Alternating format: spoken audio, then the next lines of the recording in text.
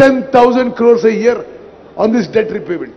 CM గారు కేంద్ర ప్రభుత్వము సిబిఐ ఎంక్వైరీకి లేఖ రాసింది. రాష్ట్ర ప్రభుత్వము గతంలో ఉన్న సీఎం గారు ఏమీ చెప్పలేరు. ఇప్పుడు రేవంత్ రెడ్డి గారు అంటే ఇప్పుడు ప్రభుత్వం కూడా ఏం డిమాండ్ చేయట్లేదు అనేది ఇంతకుముందు కిషన్ రెడ్డి గారు అన్నారు. దీనిపైన మీ స్పందన? ఇక ఆయన అతి తెలివితేటలకు నిదర్శనము.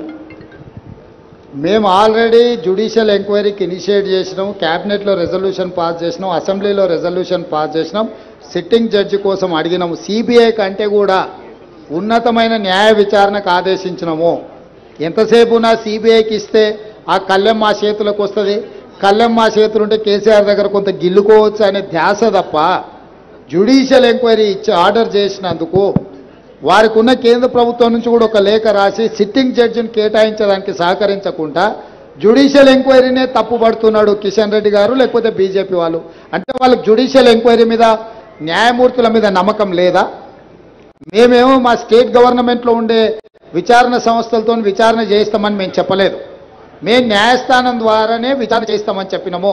బీజేపీ వాళ్లకు న్యాయస్థానం మీద నమ్మకం లేదు, సిబిఐ విచారణను అడుగుతుండ్రా. Point number 1. 10 సంవత్సరాలు మీరే 5 ఏళ్ళు మీరు కేంద్ర మంత్రిగా ఉన్నారు, 10 ఏళ్ళు మోడీ గారు ప్రధానమంత్రిగా ఉన్నారు.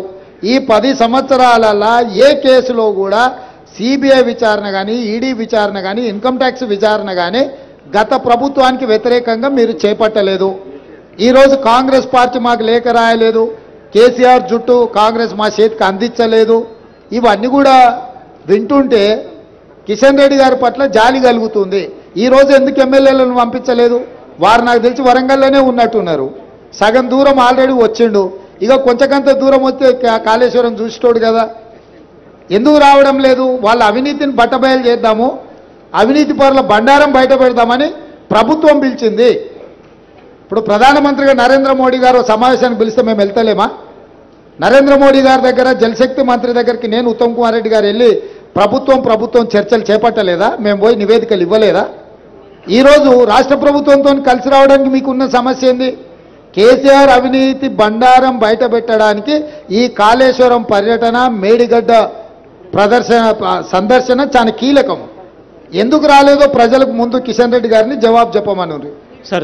విజిలెన్స్ కమిటీ రిపోర్టే అనుకోండి, అదేవిధంగా డ్యామ్